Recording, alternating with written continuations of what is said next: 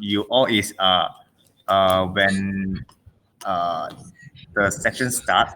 So for who didn't need to speak, please mute your mic first. Okay. Then when you want to speak, only unmute the mic. Okay. Unmute. Unmute. Oh.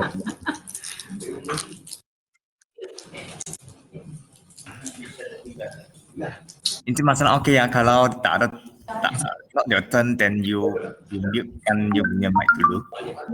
Mute Yes. Dekat bawah. Okay. Dia ada nampak. Nampak okay, betul. Thank you.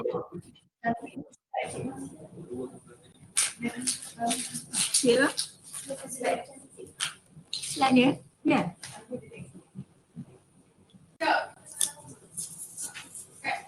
Okay. Can you hear me again? Yes, can. Yes. Okay. We can hear you. So presentation slide all already prepared and upload. Only two presentation. Yes. Pasti tak ada kan? Tak ada Puan. Boleh Alright. tak benda. Tak sempat prepare. Boleh, no problem. Minta maaf. Okay, then It's okay. we wait another 5 minutes to start the section. Thank you, everyone.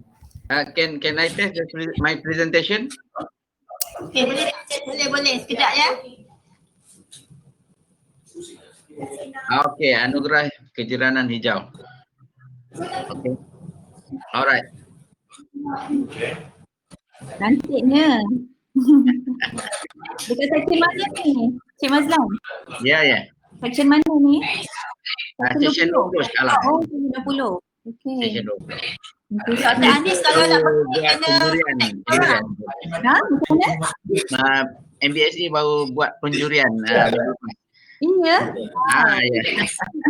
Finalist. That's great. Terima kasih Puan Asmah. Tak, kalau Dr. Anis nak tengok ajak I. Okay, boleh je. In fact kat rumah tu sekarang ni I dah start have my own herbal garden. Biasalah kita dah ada kan, but it's more proper lah hydroponic. Unfortunately rumah I tak ada. I sebab selalu guna ni pandan, daun kari, semua benda-benda tu kita selalu guna kan. So cuma tak upgrade ke teknologi yang lebih better lah. Contoh hydroponic. Do you know that there's one dekat U12 Cobenity tu? Cobenity. Cobenity. On the first day dia buka memang best. Ya, tu Rock melon. Rock melon dia dah besar.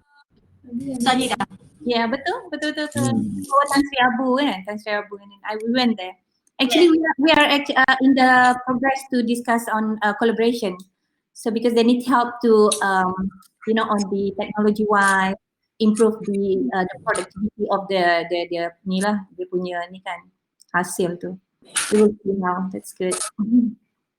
Very good. Dia orang baru launch koperasi kan? Ya. Cik Mazlan koperasi juga. Yes, coming soon. Oh ya, Cik Mazlan punya koperasi. Ya, coming soon.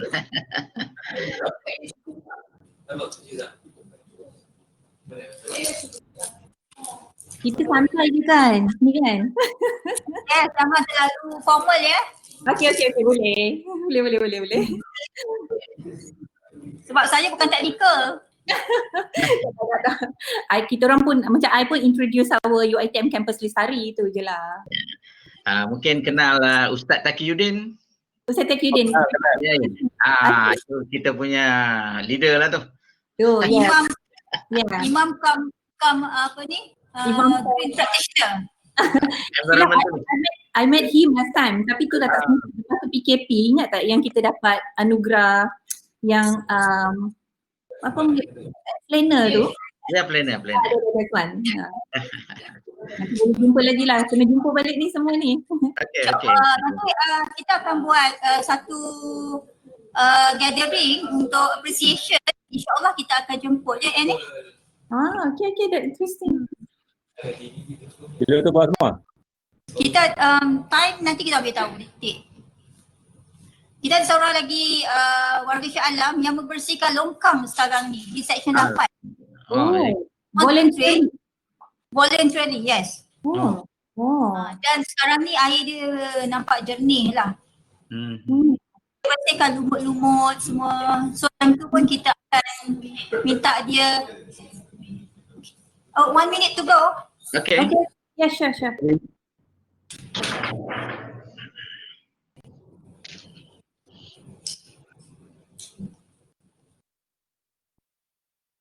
Minta off. Yang tak bercakap minta off ya.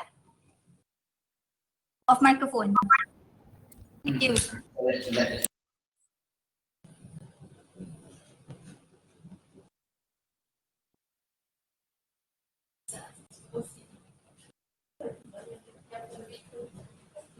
Siapa?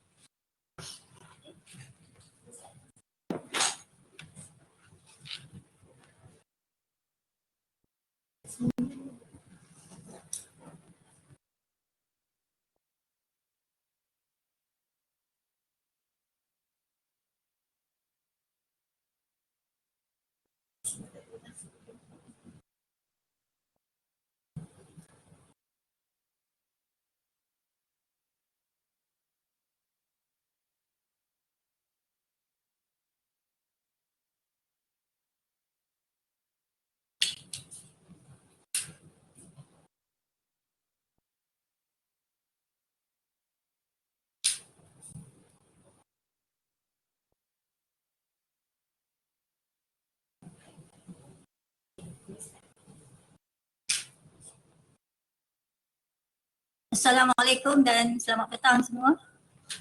Selamat datang diucapkan kepada semua yang mengikuti siaran online ini, webinar MUF 2020.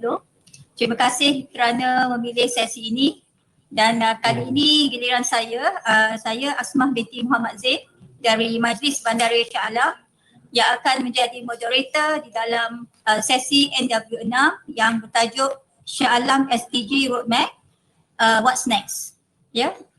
Bersama saya pada petang ini adalah 3 individu hebat warga Shah Alam dengan kepakaran masing-masing bagi kita membincangkan isu ataupun tajuk yang telah diberi. Oleh itu, tempoh 10 minit akan diberikan kepada setiap panel untuk setiap soalan yang akan dikemukakan. Ya. Sebagai memulakan sesi, saya akan memperkenalkan 3 speaker yang dijemput yang mewakili pusat pengajian tinggi terkemuka di Shah Alam.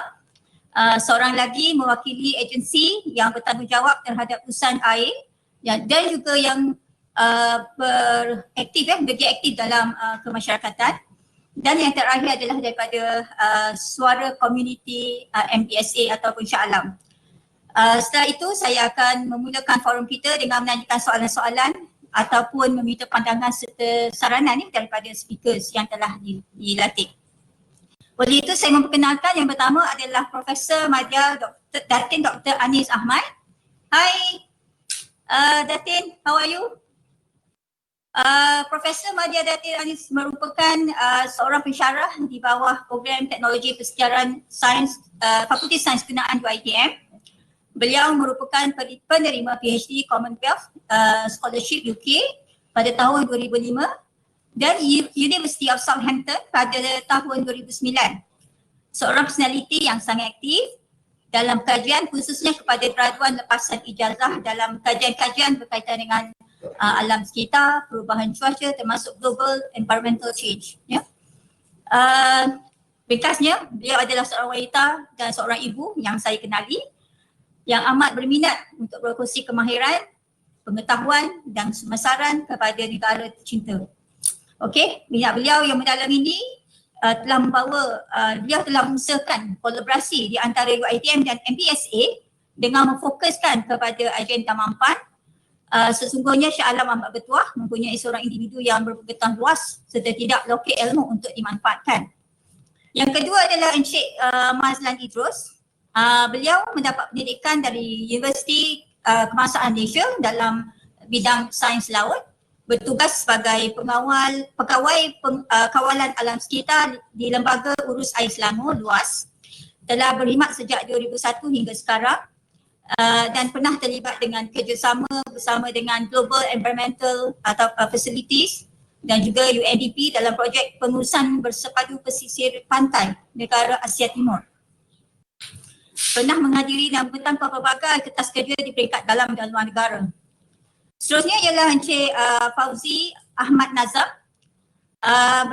Beliau adalah berkelulusan MBA dari UiTM dan Accounting in Law, Bachelor in Science, Leicester Polytechnic, United Kingdom.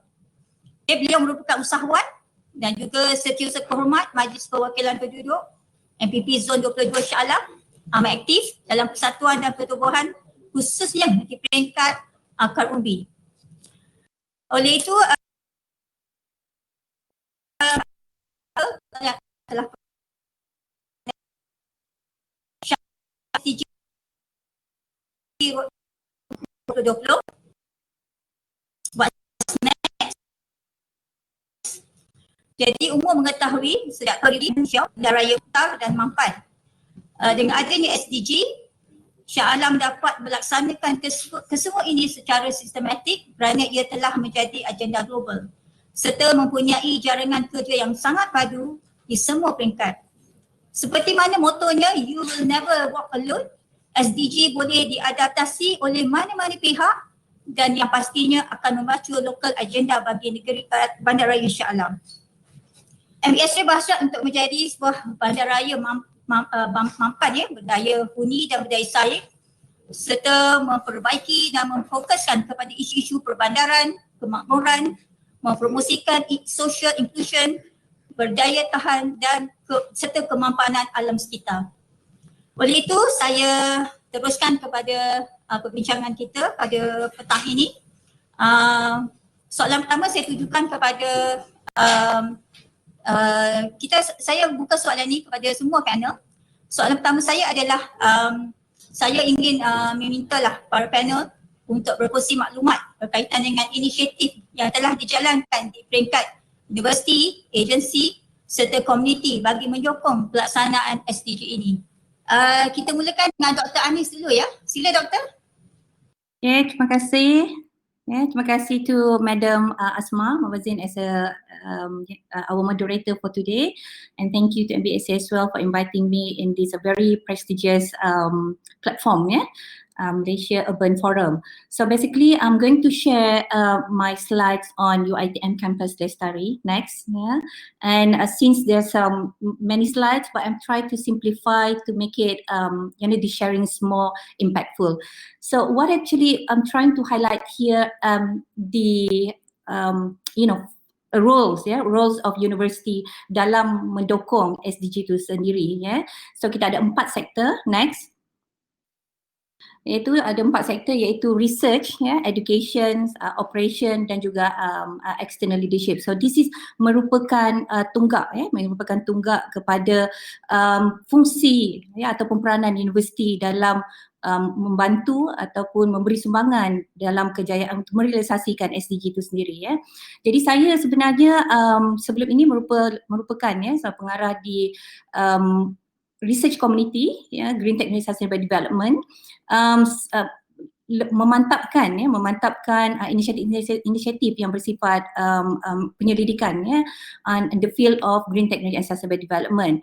Dan pada masa yang sama, universiti itu sendiri iaitu UiTM mempunyai direction dalam membantu merealisasikan SDG dengan meletakkan directions universiti untuk merealisasikan Campus Lestari, saya tengok sekejap. Campus Lestari iaitu UiTM Campus Lestari.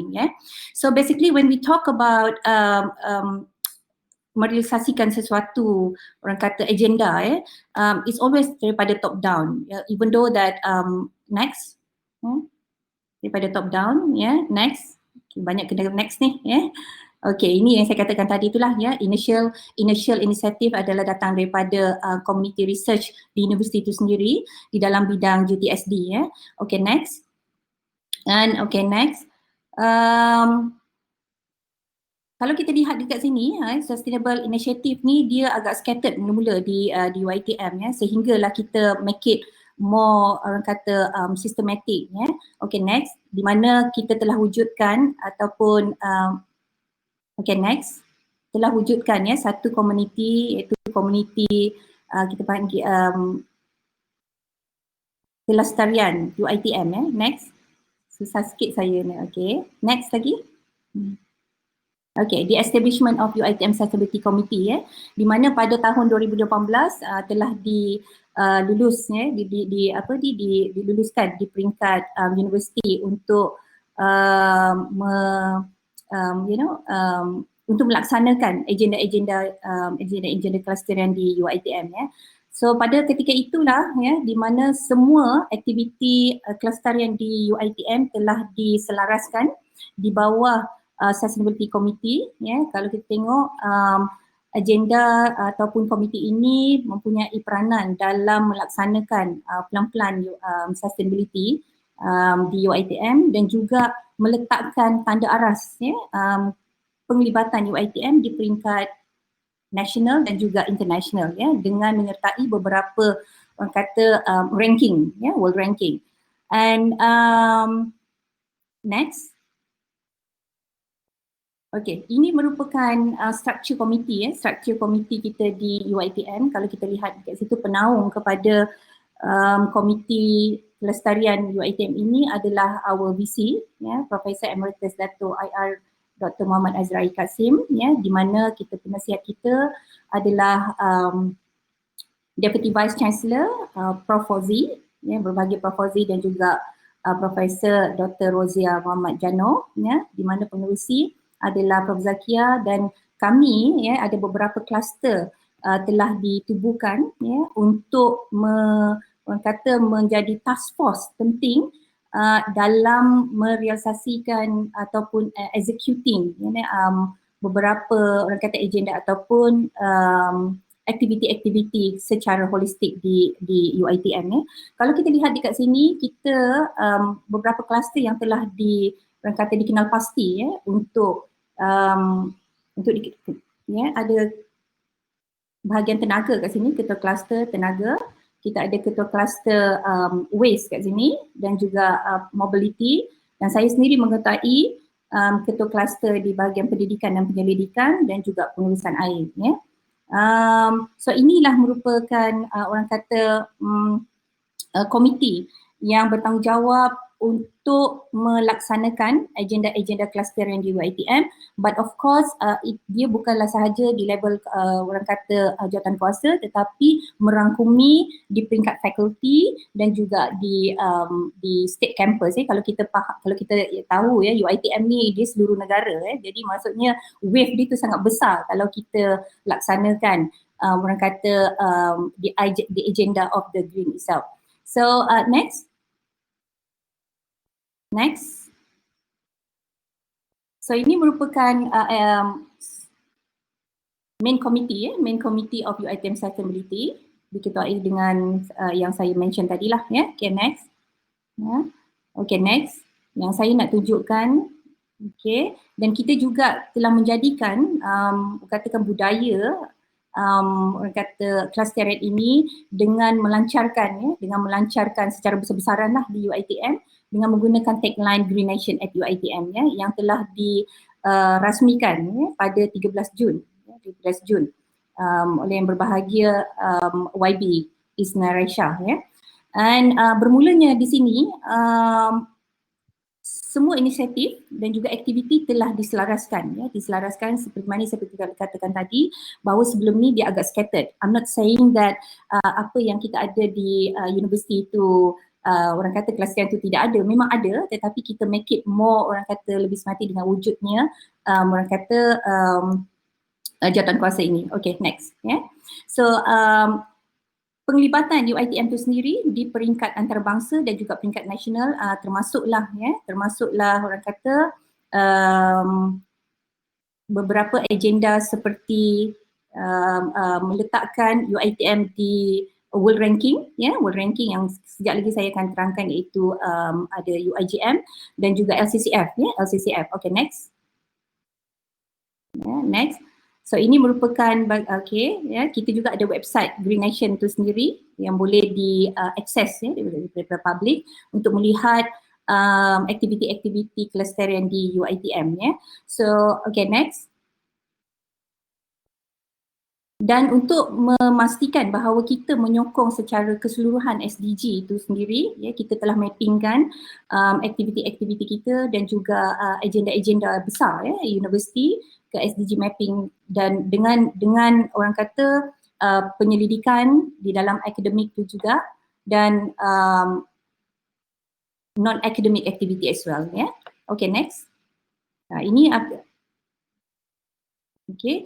dan untuk menyokong agenda SDG 13 kita ada Low Carbon City Framework di mana kerjasama bersama dengan MBSA. Saya amat terima kasih dengan MBSA kerana telah orang kata bersama-sama merealisasikan agenda ini bersama UiTM. In fact sebenarnya MBSA terlebih dahulu sebenarnya dengan LCCF dan kami membantu ataupun menyokong sepenuhnya untuk meletakkan kata section 1 section 1 Shah Alam ataupun campus section 1 sebagai satu region untuk mencapai low carbon campus.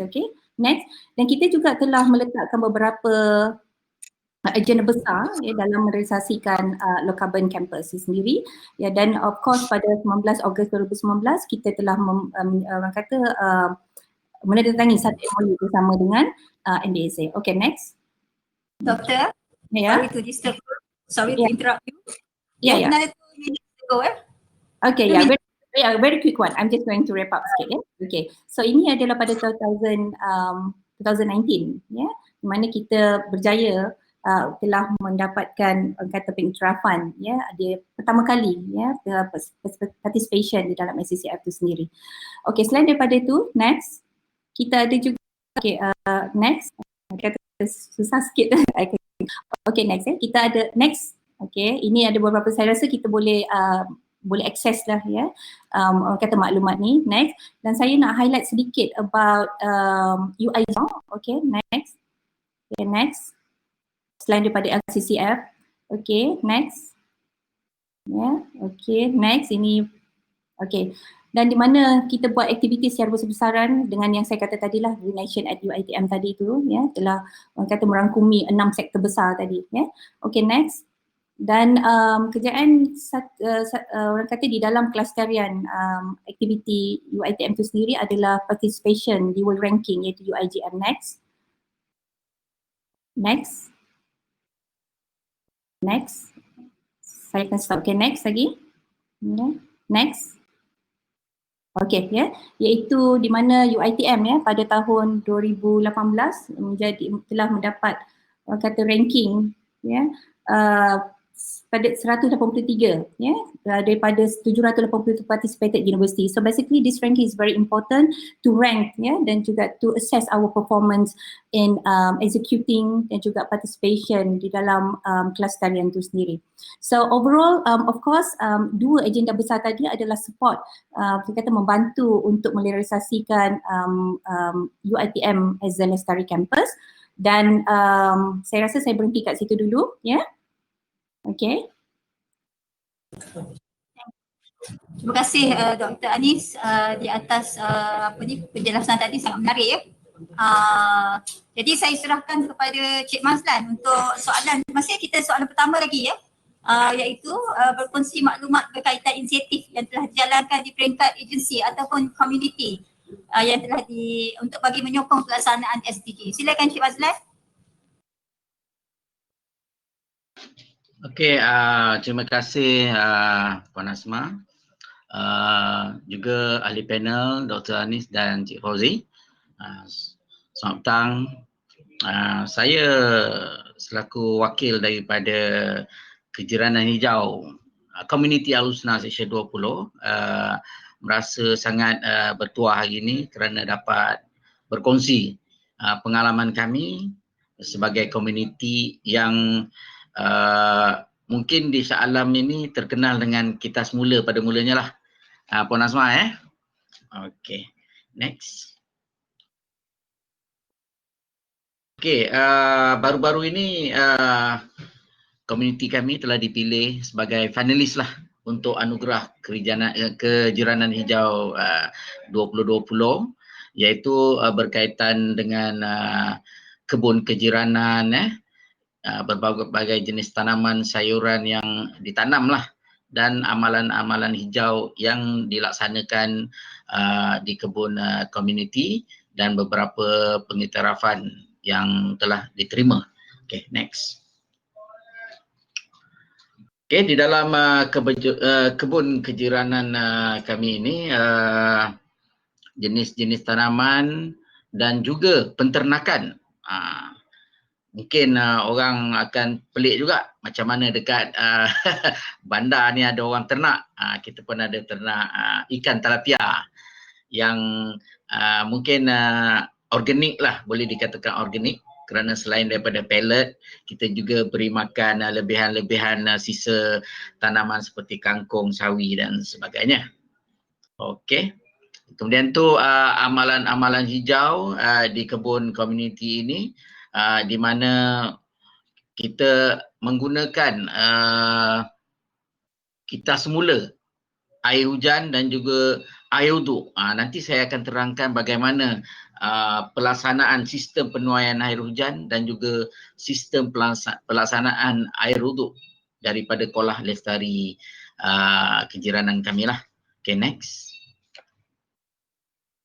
Okay, ini berkaitan dengan kebun kejiranan juga, di mana kita menggalakkan kempen kejiranan bukan sahaja di dalam area surau Al-Husna, tetapi juga di belakang rumah, di depan rumah mana ada tanah kosong, mereka akan tanam pisangnya, serainya. Kalau di belakang rumah tu dah macam kebun buah-buahan lah. Durian ada, cempedak ada, macam-macam ada. Alhamdulillah lah, mereka rajin tiap-tiap petang sambil mengeluarkan peluh. Okay, next. Next. Okay, ini adalah gambar-gambar aktiviti-aktiviti penjualan hasil-hasil kebun. Ya, kalau kita lihat di sini, ini orang kuat kejiranan Al-Husna lah, Tuan Haji Sukati. Okay, jadi bukan sahaja Karyah Surau Al-Husna, tetapi pembeli-pembeli sayur adalah datang daripada luar daripada karya kami. Dan beberapa anugerah-anugerah pengiktirafan telah telah berjaya dicapai, seperti menjadi Johan Mini Zibi dan juga kejiranan hijau. Okay, next. Okay, ini adalah hasil kerjasama perkongsian pintar dengan pihak Lembaga Urus Air Selangor lah, di mana saya bertugas, iaitu sistem pengumpulan air hujan yang merupakan sumber alternatif untuk pencucian, flushing toilet dan juga menyiram pokok-pokok. Okay, next. Ini sistem yang kita laksanakan, gambar dia. Ini tangki lebih kurang dalam 500 galen.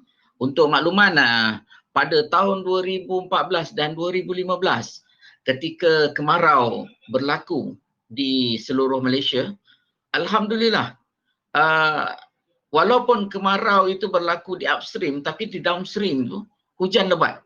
Jadi penduduk di sini dapat memanfaatkan sistem pengumpulan air hujan ini. Okay, next. Okay, ini pun sama, gambar-gambar yang menunjukkan sistem yang kita pasang di Surau Al-Husna. Next.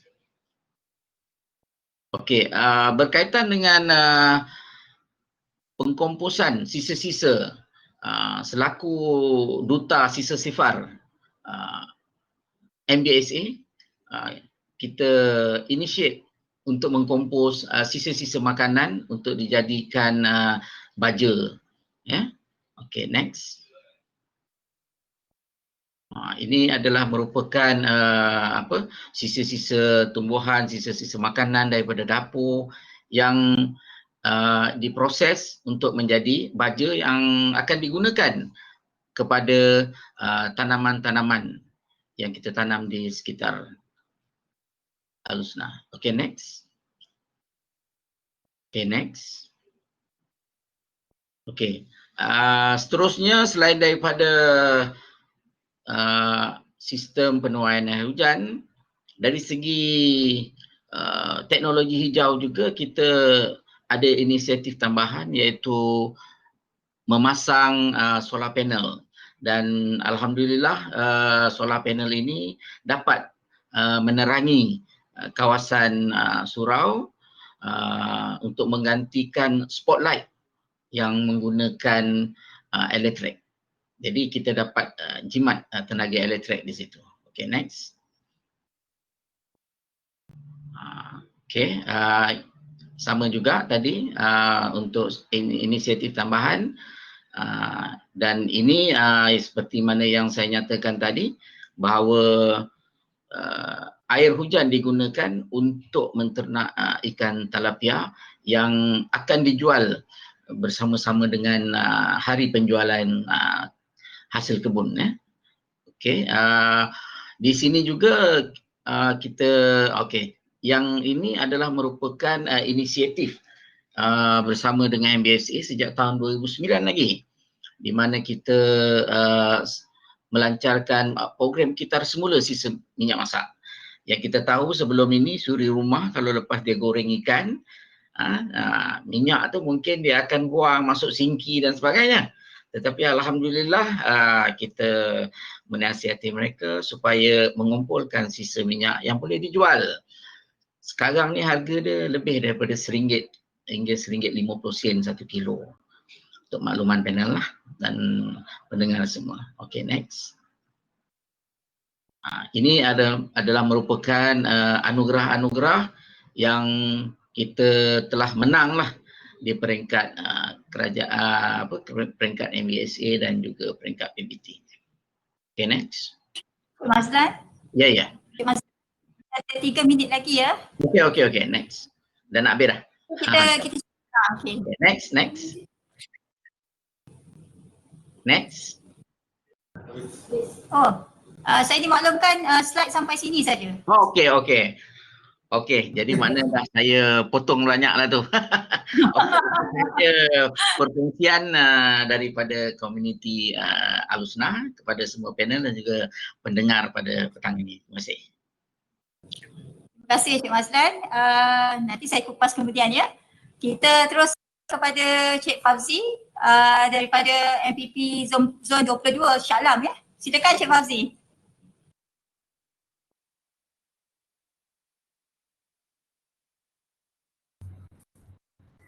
Bismillahirrahmanirrahim. Assalamualaikum warahmatullahi wabarakatuh. MBSA, terima kasih dan MBSA menjemput saya untuk hadir bersama-sama berkongsi pada petang ini. Prof. Adia Datin Dr. Anis Asmat, rakan panel yang saya hormati, rakan saudara Mazlan Idrus daripada MPP Zon 20 ya.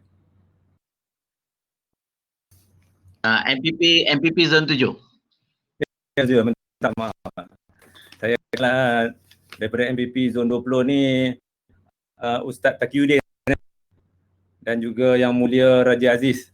Saya banyak belajar di komuniti MPP Zon 7 ni. Sebelum itu saya kenalkan diri saya Azam. Kami daripada komuniti barulah sebenarnya. Saya dari Seksyen 6. Kita meliputi kependudukan City of Elmina yang termasuk Denai Alam, Taman Bukit Sisang dan Elmina. Jadi keseluruhannya kami mempunyai kira 9,500 atau kependudukan hampir 30 penduduk sekarang ini. Kami ada komuniti baru sebenarnya. Itu pasal saya pun tak ada slide hari ni. Saya cuba walaupun bagaimanapun saya cuba berkongsi dari penduduk akar Dari apa sebenarnya kami rasa, apa yang anda nampak daripada penglibatan saya dalam komuniti ini.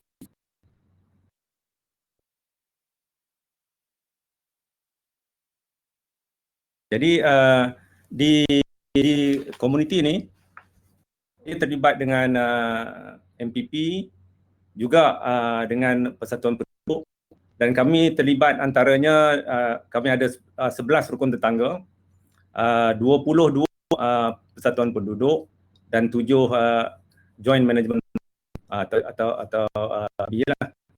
Itulah keseluruhan kita bekerjasama dengan hampir 40 NGO penduduk lah untuk bekerjasama. Jadi saya nampak banyak yang kita belajar yang boleh kita perbaiki. Sebenarnya SDG penduduk akar umbi macam kita jauh daripada apa yang rakan panel Tin Prof. Dr. dan juga mungkin Puan Asma nampak. Walaupun sebenarnya saya dipahamkan SDG ini bermula dengan LA21 tahun 1992 dan ditukar kepada SDG 17 SDG pada tahun 2006 dan 14 tahun rupanya pun baru tahu. Kita di penduduk kita baru tahu. Tetapi saya suka sensi mana jaya SDG ni kita perlu ada kesefahaman. Semuanya pelaksanaan SDG ini melibatkan tiga kumpulan utama. Keduanya perniagaan. Jadi apa yang saya nak mungkin apa yang kita lakukan dalam melaksanakan SDG sebelum ini lebih kepada peringkat kerajaan. Sama ada di peringkat kerajaan di peringkat.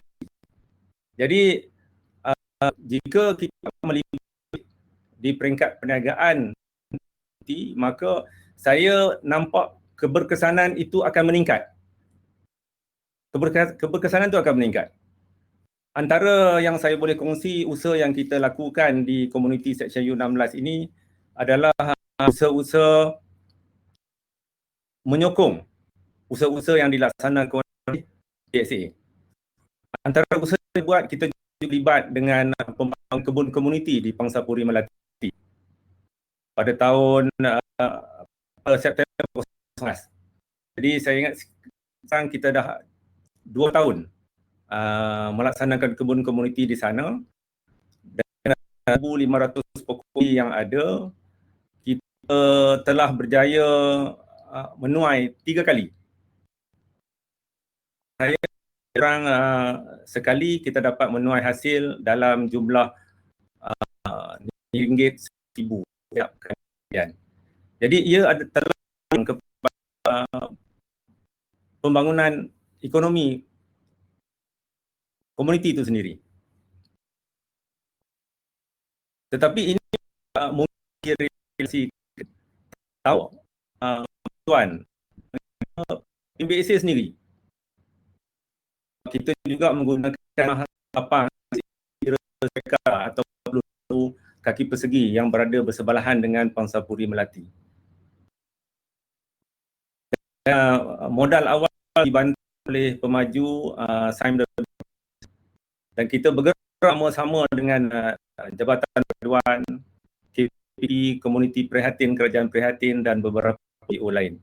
Jadi pada asasnya saya nampak adalah kerjasama antara semua pihak, semua agensi kerajaan dan semua NGO masyarakat yang menjadi kekangan atau kepada tujuan kita apabila kita bekerja isolation.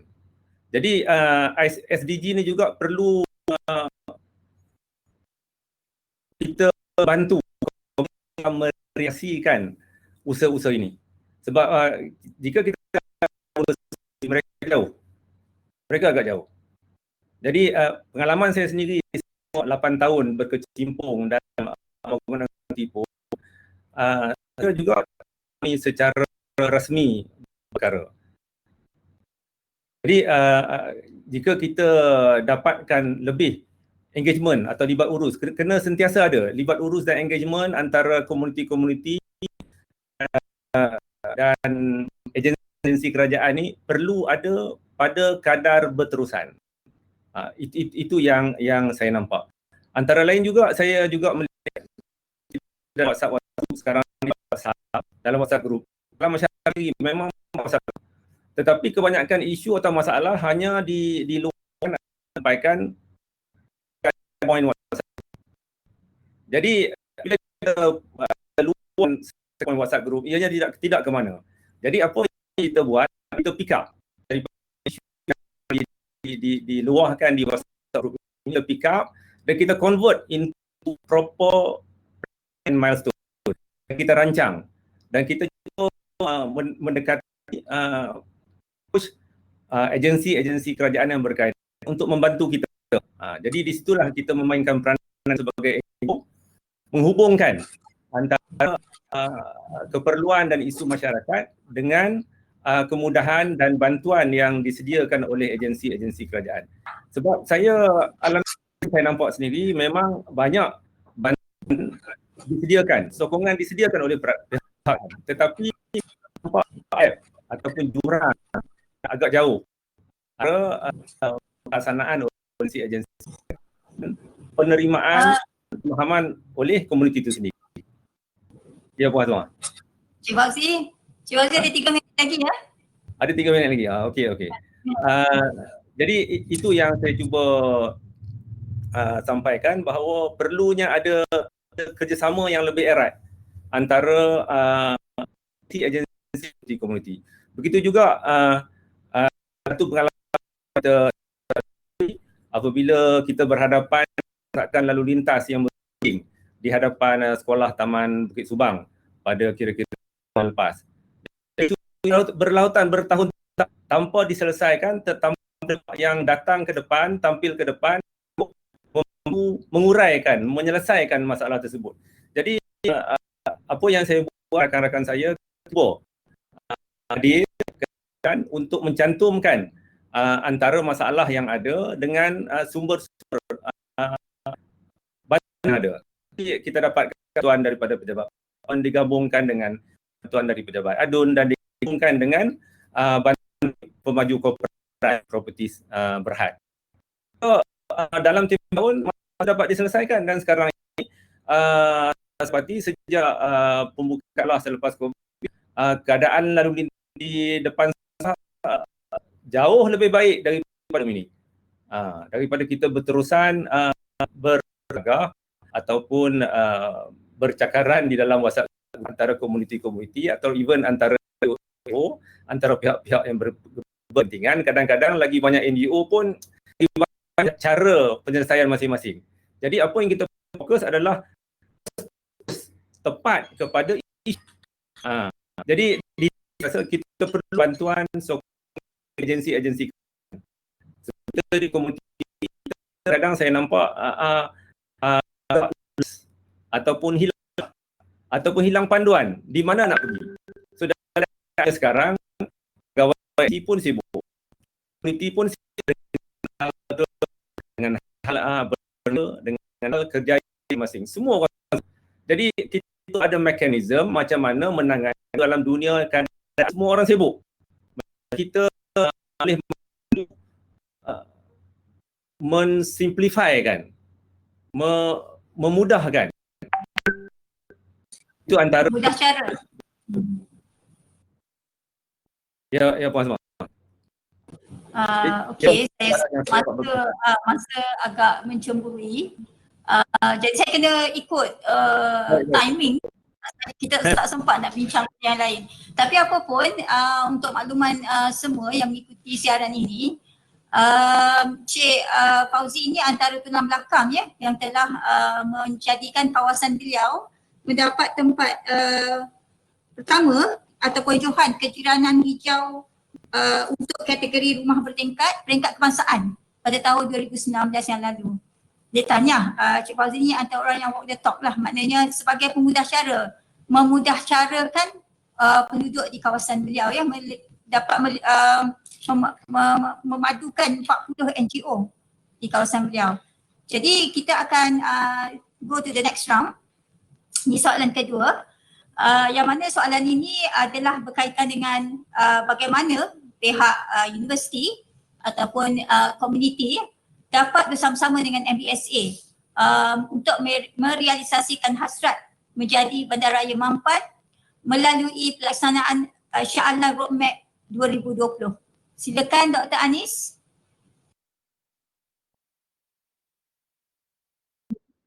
Okay, thank you.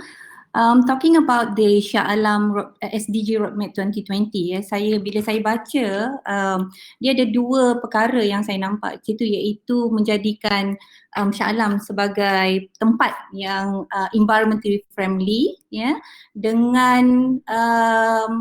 dengan membawa ataupun kata to bring together the city council, industry and citizen to improve urban life through more sustainable integrated solution through applied better planning, a more participatory approach, higher energy efficiency, better transport solution.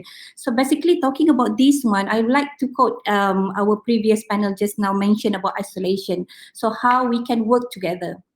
So as a university, as a higher institution, so we are not only having the core business on the like teaching and research, tetapi apabila adanya SDG itu sendiri, kita boleh katakan sebagai satu kitab kitab yang kita boleh lihat di dalam kelestarian itu sendiri, iaitu SDG 17.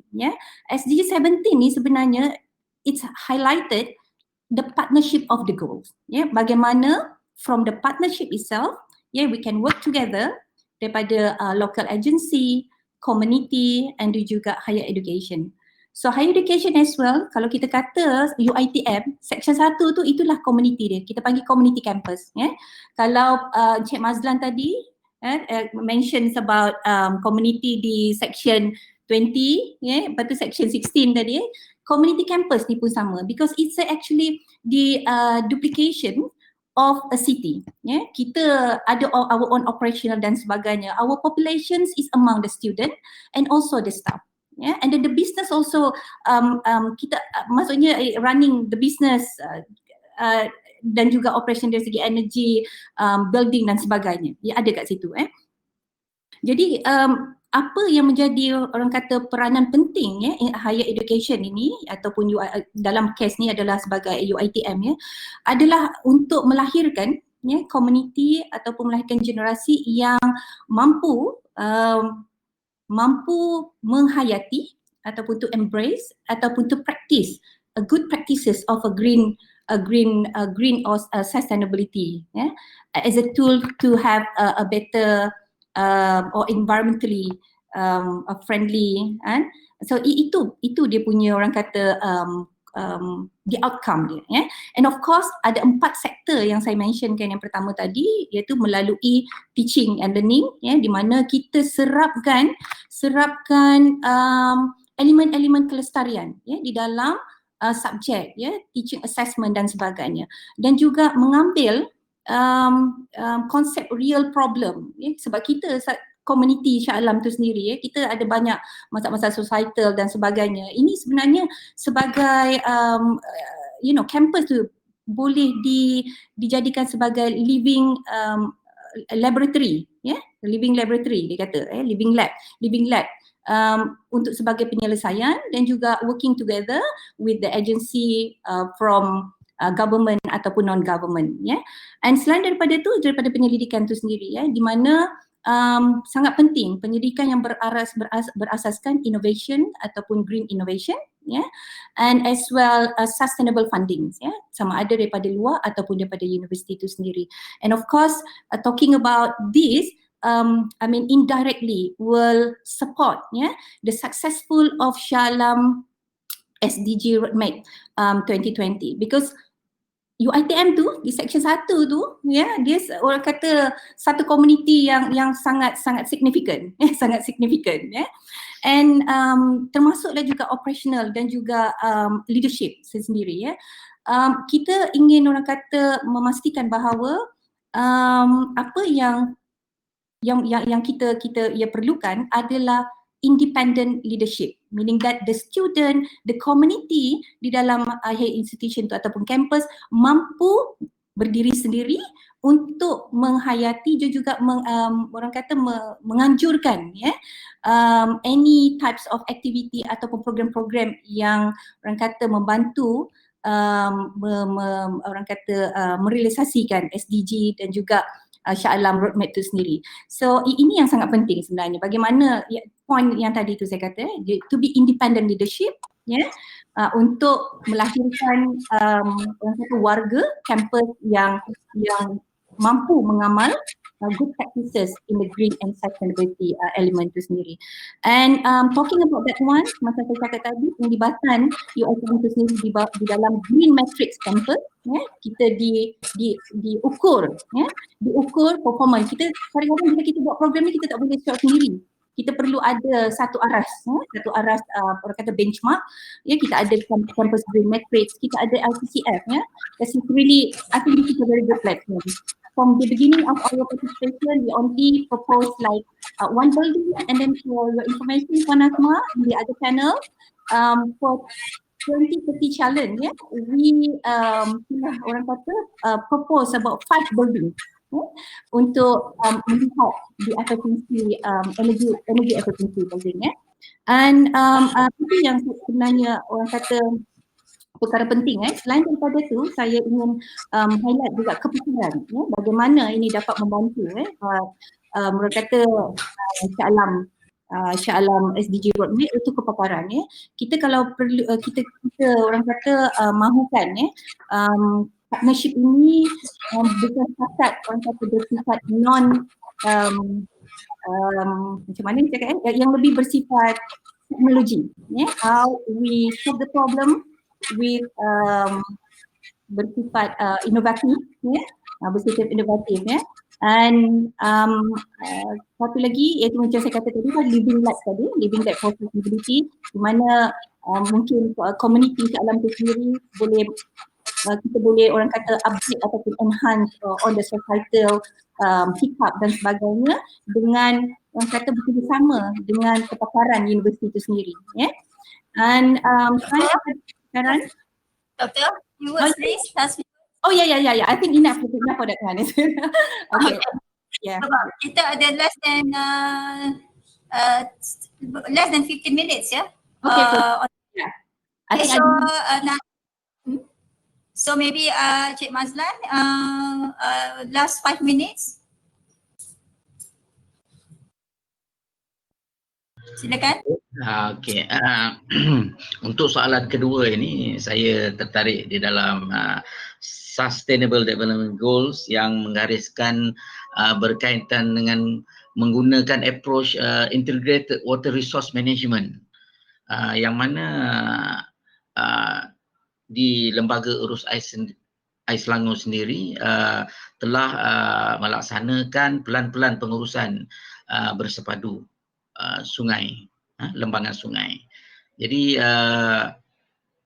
maknanya MBSA sendiri baginya berselari dengan apa yang telah digariskan oleh pihak kerajaan negeri Selangor lah, kemudian tu dari segi sumber air yang merupakan elemen penting di dalam sesuatu bandar, water scarcity sebagaimana yang berlaku baru-baru ini, kita dapat lihat lebih daripada 1 juta akaun yang terlibat apabila pencemaran berlaku di Sungai Selangor. Jadi seharusnya pihak PBT mungkin boleh mencari sumber air alternatif sebagaimana juga telah digariskan di dalam Sustainable Development Goals roadmap yang telah digariskan oleh MBSA. Contohnya mungkin apabila shortage of water, mungkin apa alternatif yang lain yang kita boleh lihat ialah menggunakan sumber telaga air bumi. Itu salah satunya. Dan pihak komuniti Surau Al-Husna sendiri baru-baru ini telah berbincang juga untuk membuat satu telaga tiup di komuniti kami, yang mana apabila berlakunya krisis air, maka kita masih boleh meneruskan aktiviti-aktiviti untuk membersihkan diri, untuk menyiram pokok dan sebagainya. Jadi ini adalah merupakan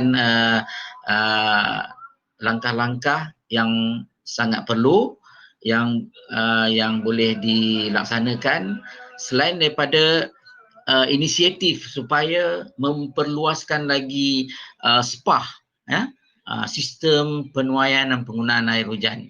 Jadi ini sangat penting untuk memastikan bahawa kehidupan masyarakat di Bandaraya Shah Alam tidak terjejas. Okey, itu saja. Cik Rahlan, nampak gayanya kita memang tak sempat untuk round ketiga, jadi Encik Fauzi, mungkin last few 5 minutes untuk Cik Fauzi berkongsi ataupun harapan petujuk terhadap MBSA. Okey, terima kasih Puan Anas. Saya kira suka saya kaitkan balik daripada quote daripada panel Prof. Madya dan Dr. Anis Asmari berkaitan dengan usaha SDG top down. Saya dapat kita perlu ada peranan saling melengkapi, complement rules. Jadi on top of top down, apa yang kita buat di sini adalah kita menggunakan pendekatan kena ada dua-duanya sekali. Top down approach dan juga bottoms up. Kita tak boleh meninggalkan satu pihak sahaja bertanggungjawab terhadap usaha kita sampai objektif sebab dia dapat keseluruhan.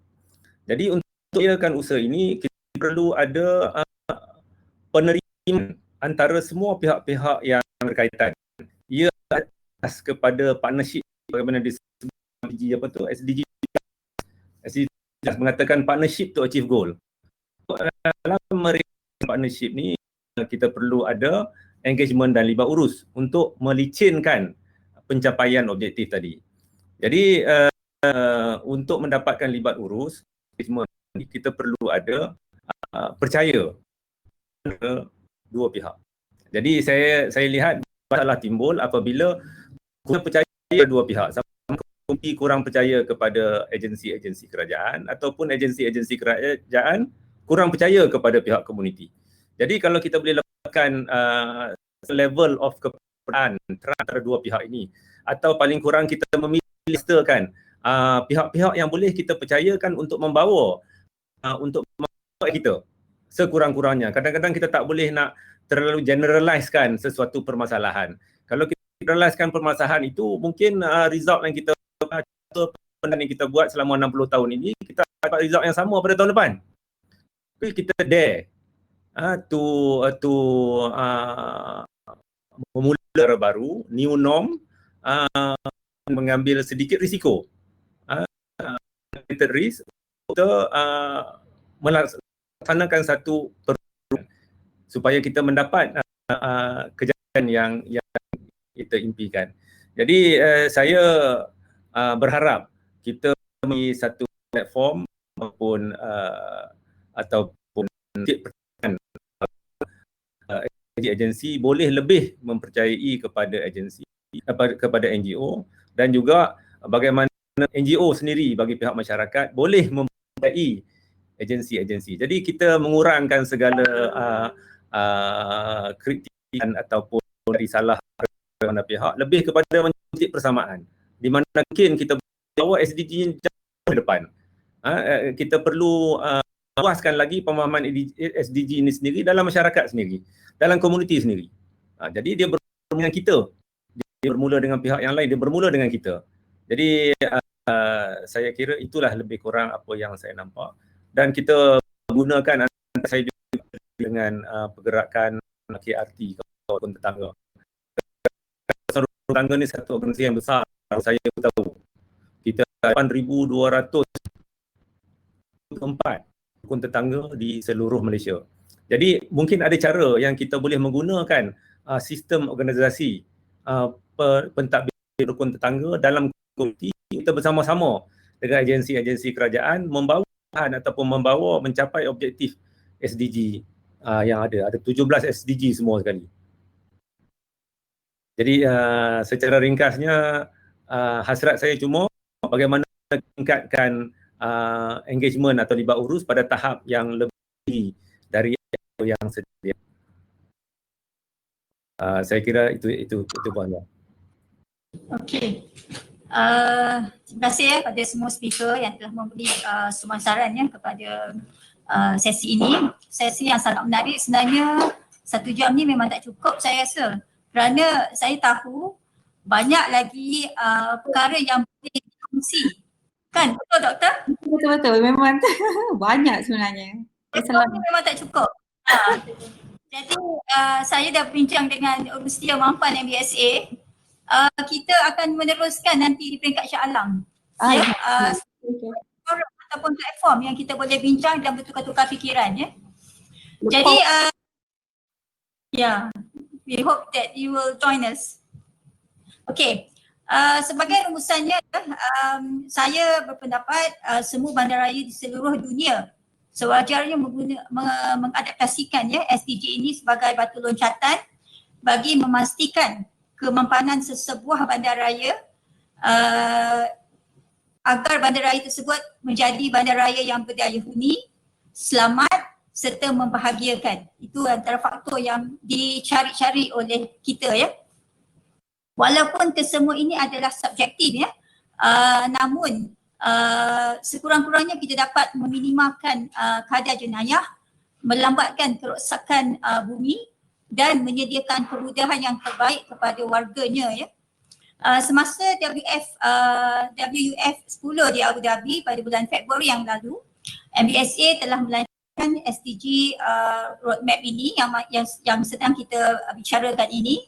Dan seterusnya kita akan menghantar volunteer local review ataupun VLR pada bulan Julai akan datang kepada pihak UN. Ya, kita amat serius untuk perkara ini dari peringkat pengurusan MBSA sendiri ya.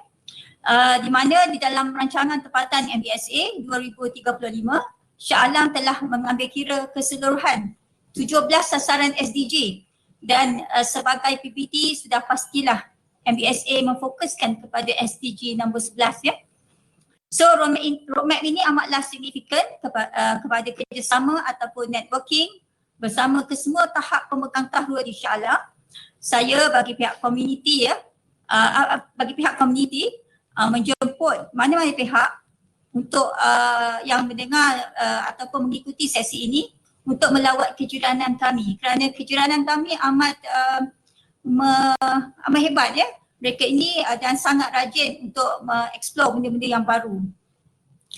Saya juga nak ucapkan tahniah kepada semua speaker, khususnya kepada pihak UiTM Green Nation kerana telah berjaya mendapat world rankings daripada 780 mendapat tempat yang di ranking sebagai ke 183, betul doktor?